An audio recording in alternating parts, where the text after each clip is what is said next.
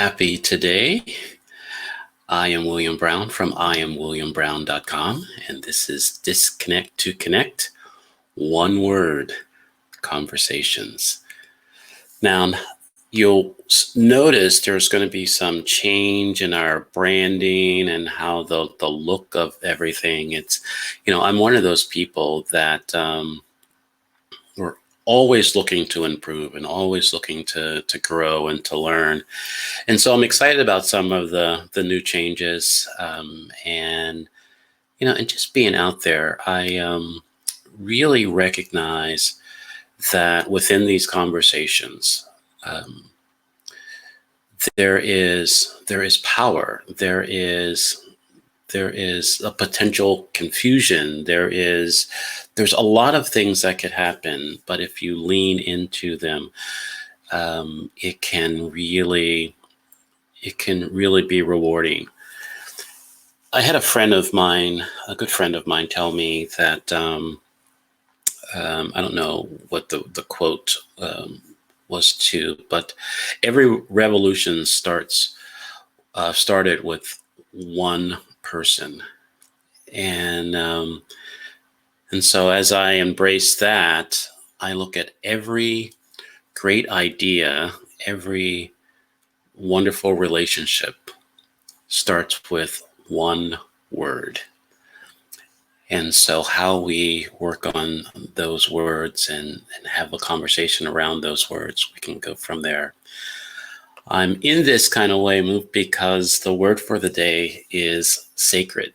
And for me, sacred was reduced to Sunday or to a priest or somebody else other than me. It was just something that I just had a feeling about, and just felt like I couldn't attain it. I couldn't understand. I didn't appreciate it on a level. But I decided to have this word in this conversation with a dear friend, because sacred is my life, and there's a journey that I'm on, and so I'm going to invite my friend Jayne in, and we will have a conversation around sacred. Hey, Good William. morning. Hey, thank you for inviting me. Yeah. Hey. Oh, well, so thank you for being here. Now, this is the moment where I invite my guests to introduce themselves however it feels comfortable. Okay.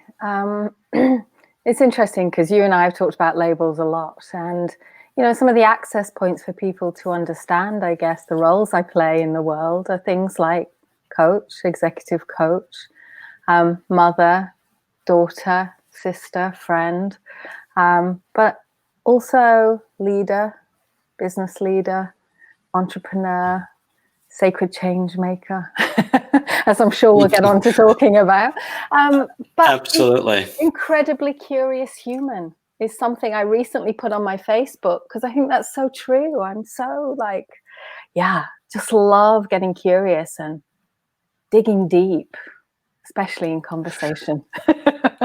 Well, that's wonderful, and I see many of those labels for you, and and so the question of the day is how does sacred land for you? Well, it's interesting because it's a word I'm learning, and I'm still learning to hold lightly. And it's a word that I've redefined for myself, a little bit like you said in the intro, William. It was a word in my childhood that I always kind of walked away from. And I was, as you can probably hear from the accent, born and raised in England. And my mother was Catholic, Roman Catholic. And my dad was Church of England, and I went to a Church of England school. And for me, sacred belonged somewhere else. It wasn't something that was particularly close to me, or that I even wanted to be close to me. And it's interesting because it felt like it was owned by the church and by different religious groups that were around in my community. And it felt so very far away from me and my life. And as I grew up, particularly in my teenage years, I kind of moved away from any kind of organized religion. And I would say I went through a time where I kind of became a little bit rebellious, quietly rebellious, and didn't like the word God, thought that organized religion was just something to kind of like indoctrinate me in some way, and I was going to break out of all of that. And so it was a word that I would say from my teenage years, probably until I turned 30, was a word I dismissed, I'd negated. I didn't want anything to do with it. And then in my 30s, as I started to kind of relax into life a little more and mature, I started to realize that because I was very spiritual, always have been, and have been connected to something other than myself, an energy, it felt like. And I started to realize that things were shifting for me. But even to last year when I started Sacred Changemakers, and this is a very different kind of spiritual calling that I'm now following, I remember getting the name of the brand, and literally it came to me in a meditation, and I was like, really? Sacred? Like, really? Right. Like, I can do change maker, but sacred? Like, and everybody I spoke to, or my peer group, who I love and respect very much, were like saying, oh yeah, we can do the change maker, but sacred? Like, you can't go there. It's like politics. We don't talk about religion or politics. And I thought, oh, okay. But when I was listening to that, I knew it was going to be Sacred Changemakers. And that's why I say it's been a gentle unfolding. And I think it's one of those words we have to lean into ourselves. We have to define it for ourselves. I don't think it's something anybody hands to us, because then it's the default meaning of sacred. But I know recently I've been asking a number of clients and colleagues and different people, like, what would be different if you held your life as sacred? If you were in relationship with your life as though it was sacred, what would be different? And that's my inquiry right now. And it brings up the deepest, most profound responses from people. I thank you for sharing that. I am totally, I am totally there with you. There's a part of me that didn't run away from sacred, but it was at arm's length. It was something that I felt that I needed to pay attention to, but I couldn't achieve. It was beyond my reach. And it was beyond my reach because I put it beyond my reach, but it was beyond my reach. And I just really, got to a place. I don't know if I ever shared with you, one of my first, vocations or thinking my career path, let's just say that, was to be a monk. And the reason mainly is that, how my life was showing up was, just crazy, chaotic and all that kind of stuff. And it's like, what, I just need a place to pray and, and just to kind of be quiet and, my life would be great. And I realized within that way of thinking that I was running away from my life instead of in my life. And so, I let that career path go, but I have always felt that a part of my spiritual journey was going to take a forefront in my life. And I didn't know how, or, because the only image I had was, okay, I guess I'm going to be a minister or something somewhere when I kind of like let this go. But really embracing my life as sacred really helps me marry those two, understandings of myself. And so that I don't have to run away to a monastery to connect with with God, the divine, but I can do that, and my actions and my being is because of me embracing the word sacred and all that it could mean in my life. I love that, William. I really do. And I love the way, in a way, and you didn't actually say this, so I may be projecting a little bit here, but I love the way that you've almost like liberated the word sacred from, you know, it doesn't only belong like in church or in an organized religion. And I think that that's what, you know, when we contemplate something at a deeper level, for me, sacred is literally just about honoring, respecting, holding Right. something in a way that it can start to show you itself. It can start to show you the invisible, the mysteries, the secrets of life, and give you more meaning and purpose as it does that. And that's what I kind of hear with you. Like it's almost like when I look outside of myself into society, and particularly if I look at business and economics, it's almost like we've lost our collective soul. We've lost the ability to have sacred conversations, let's say, Right. outside of, you know, practiced religion. And for Right. me, it's like when we know what soul means, even though we might not be able to give a dictionary definition, if we think about connecting with our soul, we get a sense of what that means. We know it's in there, right?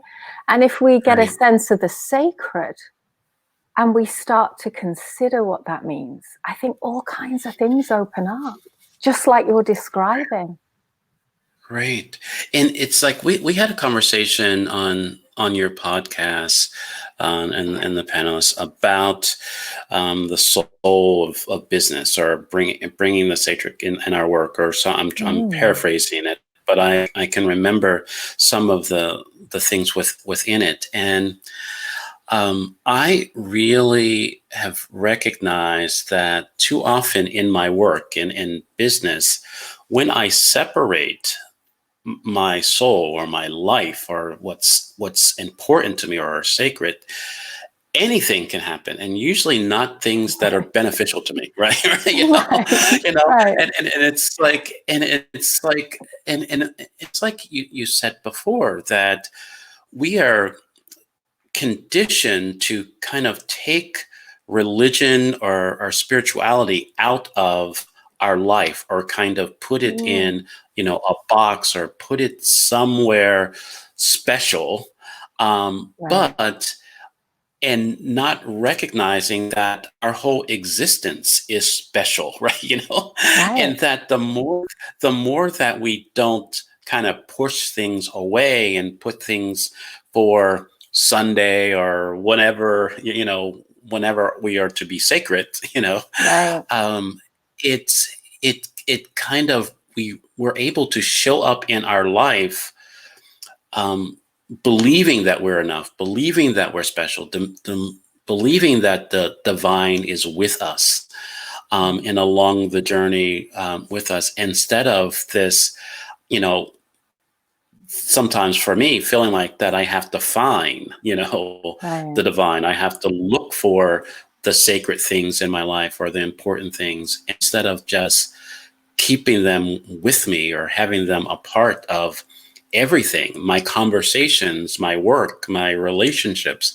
All of those things are sacred. And why do you think that we, as a society, wants to separate the two? I think it goes Or way back. I think it goes way back into our ancestry, because we polarize a lot of things. And if we go way back to the Renaissance, right, in European history, that was a right, time where there was still integration in life. And when I say integration, I mean everything from masculine and feminine energies. Men and women were kind of on a par. But as we come into the civilized society, and certainly as we got into the 1600s, women and feminine energy, and any of those labels that, and the easiest way for me to think about it in my life is like the soft skills of like leadership or business, the nurturing, the heart-centered, the love, the things that are kind of almost given to women, and men have got like the rational left brain, logical kind of Right. side of things, right? And these are all just illusions. But you see, with our language, with our words, this is how we define life. This is how we define the world. And this is how we gain an understanding. But our language limits us in so many different ways. And so we started on this track of like men versus women, and then men kind of got the power and kind of ran with it, because way back then, of course, men are physically more stronger than women, and those skills of being in tune with nature were part of the big witch hunt that carried on for 300 years against women. And at the same time, like, I don't want to make this a conversation about men versus women, because it isn't, but at the same time, all the things that people thought of, all the labels that went with women, were also demonized. So we've ended up with this kind of split world in the Western world, because it's not the same in the East. But here we have this idea of polarities. We have masculine and feminine. We have, you know, all these things like business and spirituality, and never the twain shall meet. Well, now I think it's time. I mean, the time we're in right now, for me, feels like soul-defining times for us as individuals, but also it's almost like a species-defining moment, right? Who are we going to become? What are we going to do moving forward? Because right now, we've got the space to reflect, to see. It's almost like everything's being amplified. All the inequalities, all the polarities are out there. We can see them. And now we can see them. What are we going to do with them? We're going to push them away and just go back to life as it was in this physical reality, putting the mind and knowledge on a pedestal and profitability and ignoring the rest? Or are we going to start to bring in everything that's been ignored? And I include the sacred here. Are we going to bring this back into life and integrate so we can be more balanced, be more whole, be more resonant, which is another of my words.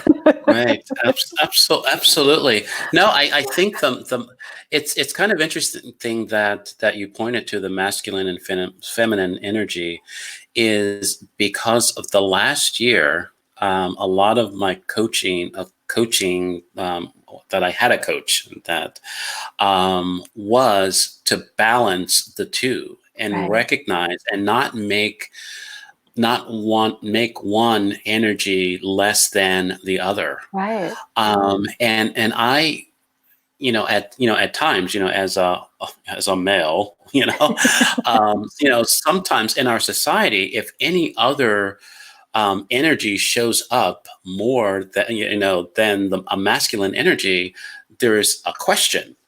And I think within the conversation of the sacred, of just really understanding and appreciate the energies that are available and that are needed.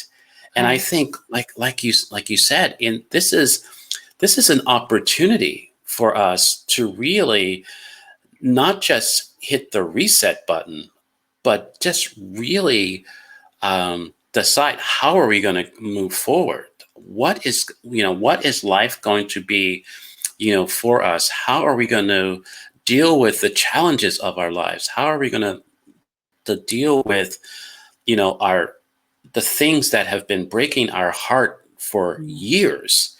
We have an opportunity to really lean into that. And I think embracing the sacred is a part of that. And I think that's why I am so honored to be a part of the Sacred Changemakers, is because anything that I do within that framework, it feels like I'm bringing everything together. It is not just for, profits, or trying to, monetize offerings or all that other kind of stuff. But really looking at how am I showing up in a world that needs me and wants me to be my unique self for the world's benefit. And I Right. think that's the conversation that I'm having with the labels. Is it's like, hey, labels aren't good or bad. They're just a way of identifying, but you are not defined by them. Right. You are so much more than that. And so I am just um, I am, like I said, I'm just honored to just have this awareness of the sacredness of my work. Now, you mentioned the challenge or the going back and forth of having sacred, in front of change makers. Was there a stake in the ground that you said, you know what, this is what it is, and this is how it's going to be? Well, I can only answer very honestly. And I'm sure this is going to sound weird to some people because honestly, when it happened, it was weird to me. So I have a connection to a spiritual energy that has been defining my path. And part of, you talked, William, about the integration of your masculine and feminine. Well, that's also something I've been working on because I've been so successful in business. I've been very masculine in my professional life. That is what has enabled my success. And this Sacred Changemakers feels very different because I'm not leading this business. The spiritual energy is, and I am following where I'm led. I'm literally just listening deeply to what wants to emerge through me, which is a very receptive way of doing business. It's a very different way. It's not one I've ever heard of out there, but it's one that Right, just feels right to me. So when you ask me about the naming, that it wasn't my decision. It was their decision. It was going to be Sacred Changemakers, just like the invitation that I give to everyone is the sacred invitation that's there for all of us. And so right, even though, so this is my internal like battle with myself back last year, was I can't run a business called Sacred Changemakers. Like I've run like a full spectrum like leadership consulting company out of London. I've got a reputation. Like I can't go over there right. with the angel lady. Like my leaders are Look, gonna like I work with CEOs and leaders and thought leaders, and they're gonna look at me and go, like, what? Like, you've got a master's degree, Jayne, in business and strategy. Like, what are you doing over there? Like, and so I realized in a way I was the perfect person to build the bridge. Perfect, right, because I understand that world. I can meet them where they are. And I know that this work is sacred. The changes we need right now in the world are sacred. Our lives are sacred, and we're here for a reason right now on this earth. Every right, single one of us has a part to play, because one thing we don't realize is we're interconnected, and there's not a lot of awareness around that, or there wasn't before COVID. Now I think there's right, more. um, right, and we're interconnected. And once we realize that every action we take, every word we speak has an impact on the whole, when we right, realize that, we realize we get to a very stark choice. Are we going to be part of the problem, or are we going to be part of the solution? And for me, building that bridge between the many different polarities we have in the Western world is part of helping people to see that we don't have to choose one side or the other. We can integrate into the whole. And so for me, change, when I look at my change career, has not been sacred, but now it is. right, And that for me brings this wider awareness of what is the change in service of. And I know my clients come to me for the individual I, me, mine, my team, my business, my organization, my life, my relationships, my communication style, whatever it is. That's why they right, come. It's about me and mine. And yes, we can right, do that. And right, we can build the bridge for that change to make sure that you are part of the solution, that change also serves the collective, the whole, and what the world needs from us. And that for me is a sacred change.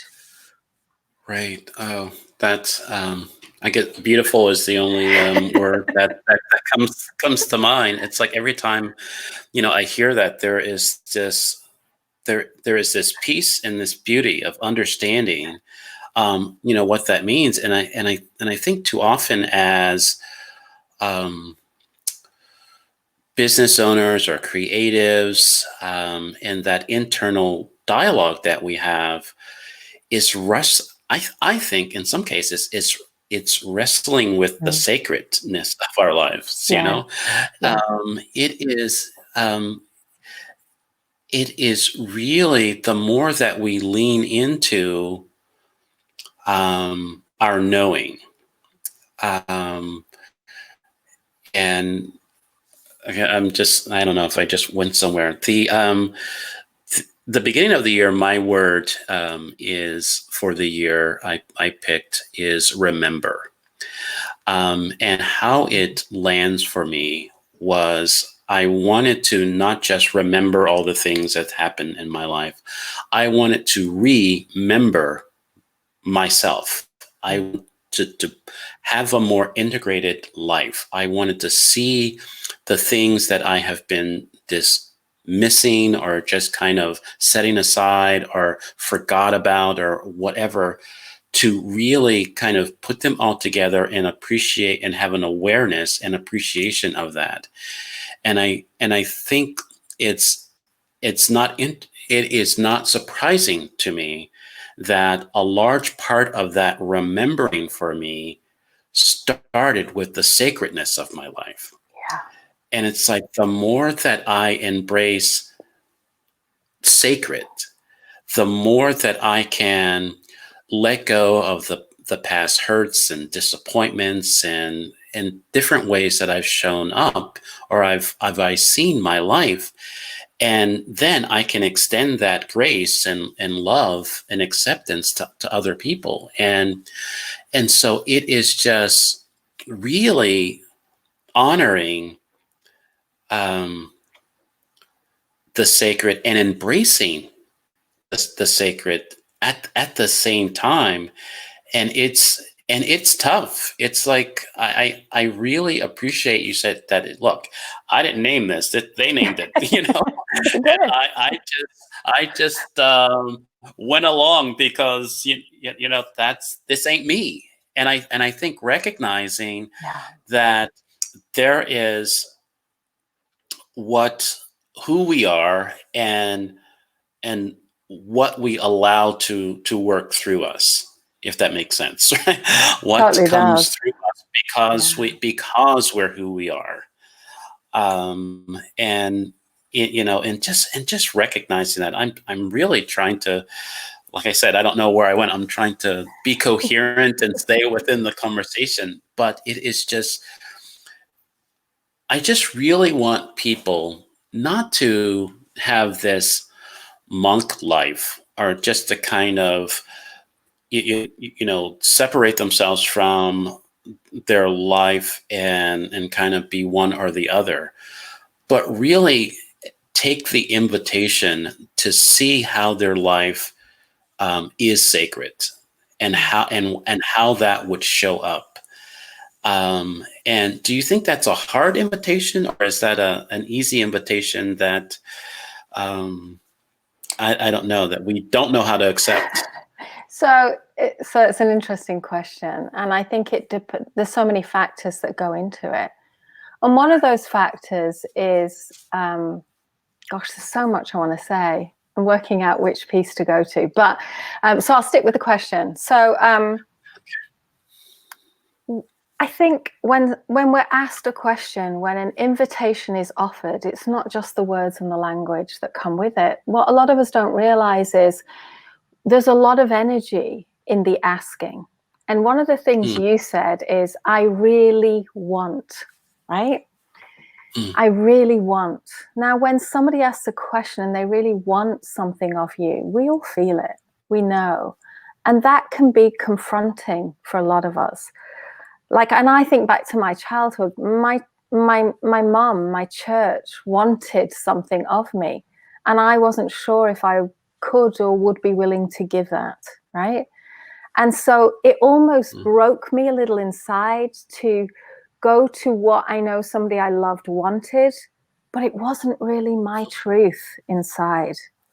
So one of the Right. things I'm leaning into is, how do I offer invitations that enables, so I'm free in the asking and the inviting, but I'm also allowing the other person that same freedom at the other end. So I'm not tethered to how they respond, because this is much more of a receptive energy. It's like there's an offering and it's an invitation, and I'd love it if it resonates for you, but if it doesn't, that's okay. Kind of, it's all right. Right. So for me, I think there's a lot that comes into giving and offering and inviting and asking.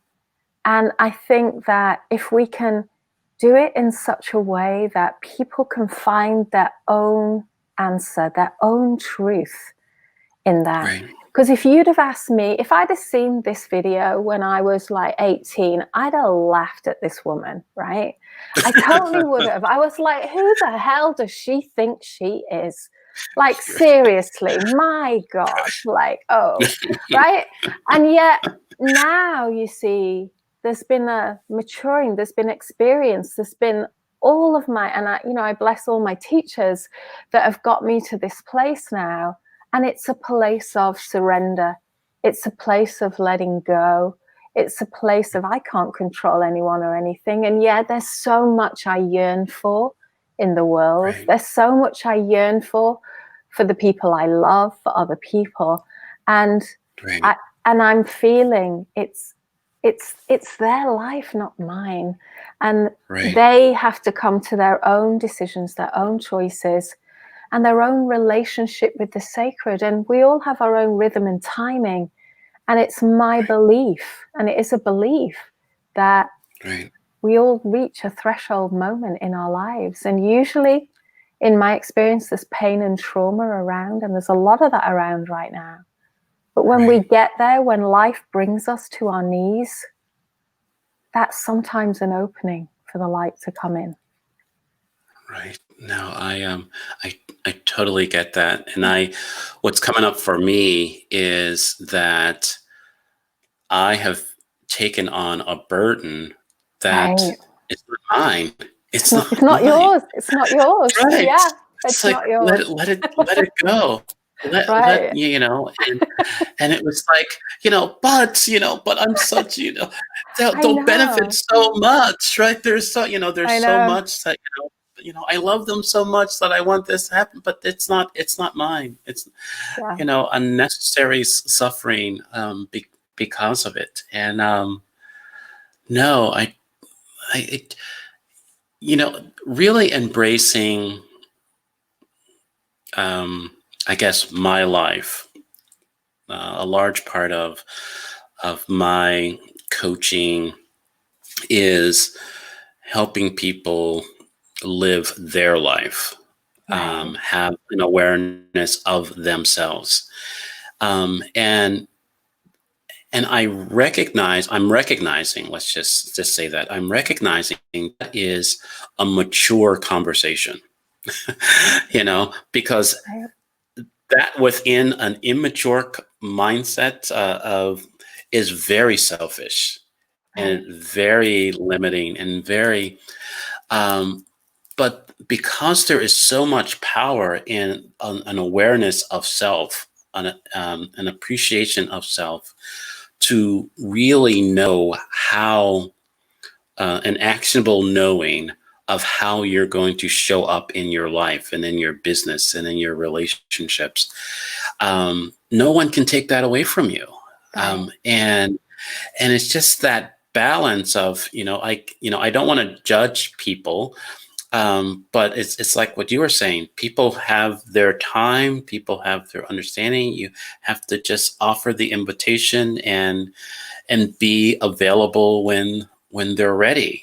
And and we're available because we're consistent. And I think the one thing for me that when I said that there was a time that I put sacred at arm's length for me, it was really, a point that it was because of the burden of it, I think. Mm.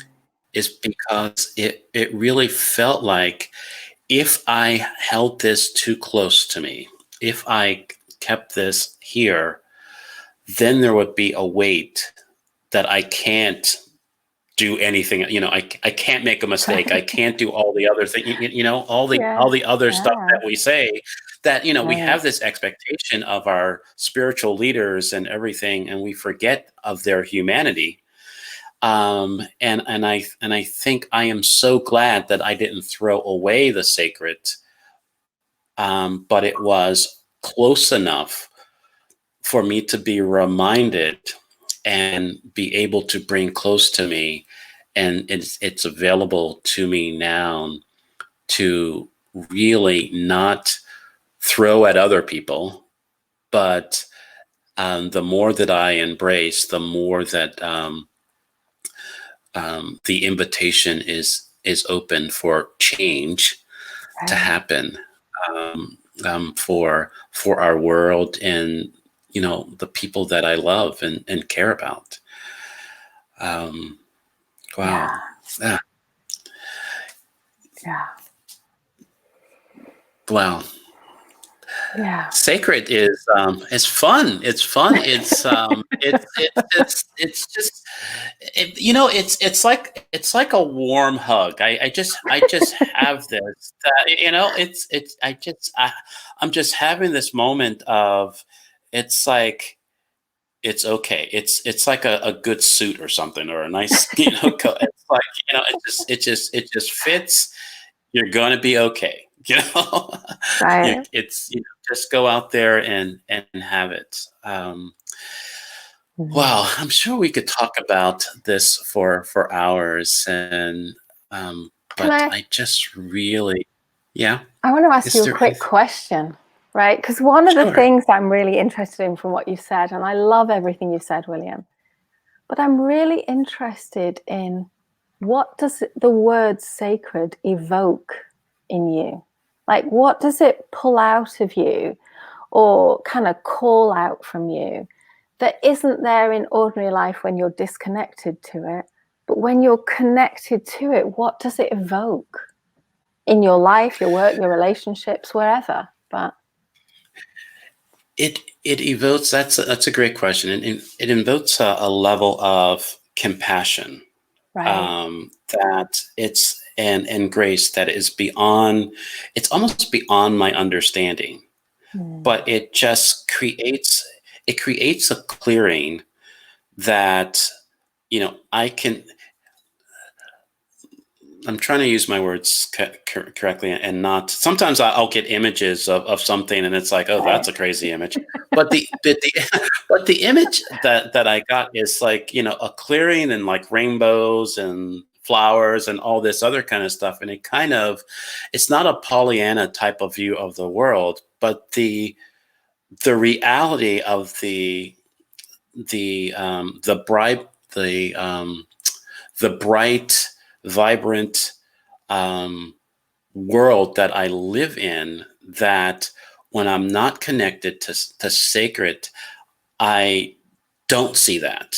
I see less than that. I don't see the potential. I don't see the possibility. I don't. And so the more that I can appreciate what's in front of me with an awareness of what's not yet revealed, if that makes Mm. sense.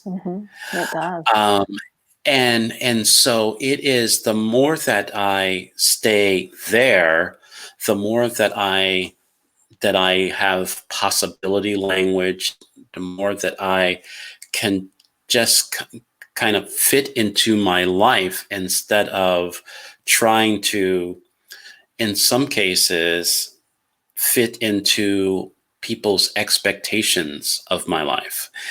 And I've shared on past shows that the biggest challenge of my life is recognizing the smallness of my life and the bigness of my life. Mm.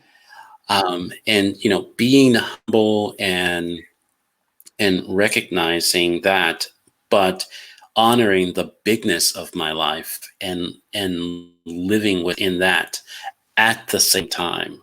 Mm. And sometimes it just feels like the only way that I even have a chance at that, if I embrace and recognize that my life is sacred, that my Yeah. life is something of honor, that it's not something that I have to live up to. I just have to be in. Mm. I love that. Thank you. Yeah. Thanks for asking. Yeah. Now, is there any last word? There is, I put up your website and how people can connect to the Sacred Change Makers. Is there anything more that you wanted to say about that group of people and how they can join, or anything like that, or just in general? Well, let me start with in general, and that is that I Okay. believe you said the word remember was your word for the year, and I love that because I think in some ways we're all being called to remember right now. Remember like our purpose and our sacred purpose, and what we're here for, what we're here to hold sacred in our lives, and what is most meaningful to us. And to me, I think there's an awakening that happens around the word sacred, whatever that means for you.